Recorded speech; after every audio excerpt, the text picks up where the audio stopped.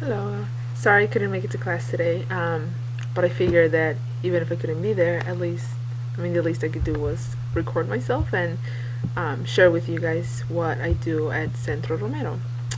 So, for my paper, I'm just going to read this out loud to you guys.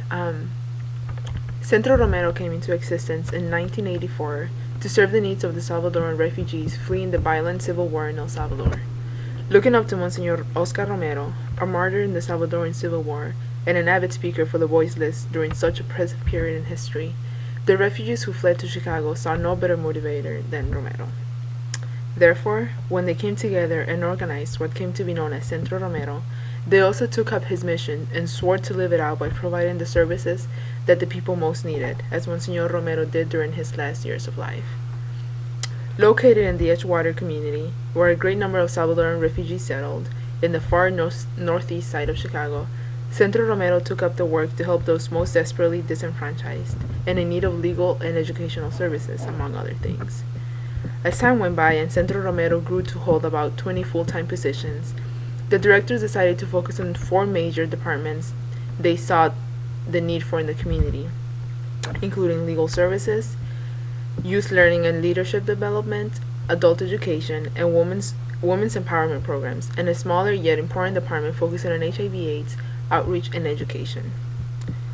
As stated in Centro Romero's website, their mission is to educate people of all ages and backgrounds, and in turn foster the development of entire families, create community leadership, and empower people to be self-reliant. Centro's motto, that no human being is illegal, brings in dozens of people every week, seeking answers to their citizenship-related questions. The legal department is comprised of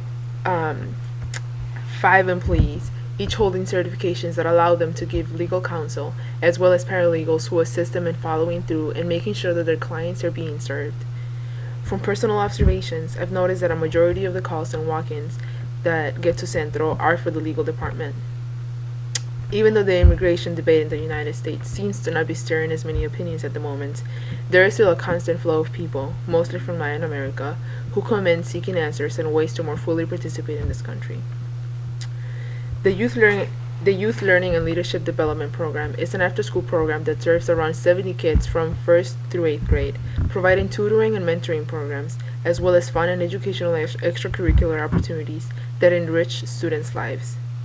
The Youth Learning and Leadership Program is spearheaded by Doris Andrade, the only full-time employee in the after-school program. There are about 50 students, grades 1st through 5th, who are tutored by college students, mostly from Loyola and DePaul universities.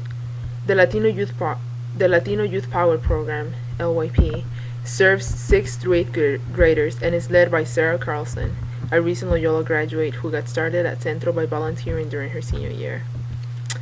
Just like with the smaller children in the program, LYP is made possible by tutors and interns like myself. Some of the students working with the after-school program are receiving work-study money for their work. Some are there fulfilling a service learning requirement for school, and there are others who, even after completing their required hours, continue to come and help, driven by a sense of fulfillment and witnessing the students' successes in the classroom and out. It is thanks to all of those interns and volunteers that the students are getting better grades in all of their classes, and at the same time are learning skills that will serve them for a lifetime, such as how to write better papers and how to be more efficient readers. As an intern with the Latino Youth Power Program, I serve as an assistant to Sarah, tutor the youth in all 3 grades, and also am charged with the responsibility to come up with entertaining and educational workshops to engage our kids, as we have come to refer to them. The first hour of Centro is dedicated to doing homework and research, and the second hour is for educational and entertainment purposes.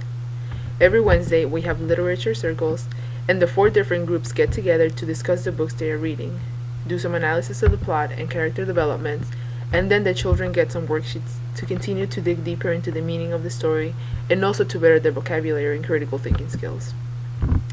In addition to lit circles, we also create workshops such as career fairs, study skills, how to be nonviolent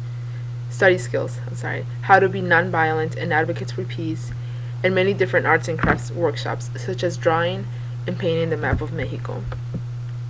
All of our students are of Mexican descent, and they all speak Spanish, so I have also tried to bring in them a sense of pride at their ethnicity and their bilingualism. In this way, I feel like I am helping provide a holistic education that allows them to better appreciate what they have and perhaps encourage them to give back in the future. Implicitly, the adult education program seeks to break the cycle of underemployment that results from the lack of education of the students and hopes to provide the necessary tools to empower people to get more dignifying and better paying jobs. The Adult Education Department is charged with providing English as a Second Language (ESL), GED, and Spanish language literacy classes to the members of the community, as well as citizenship classes in both English and Spanish, and an intercambio or language exchange program provided by DePaul students through the State Center.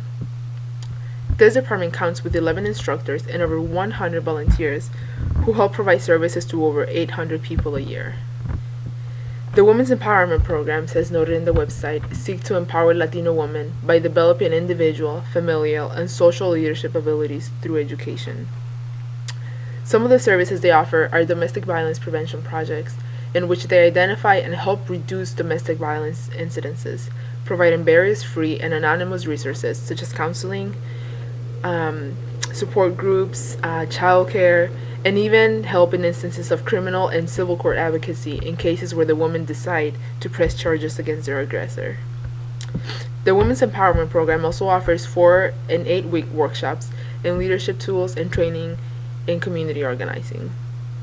In addition, the program directors provide referrals to women who are in need of free healthcare, food assistance, and translation services in the case a client does not understand English, which is most often the case.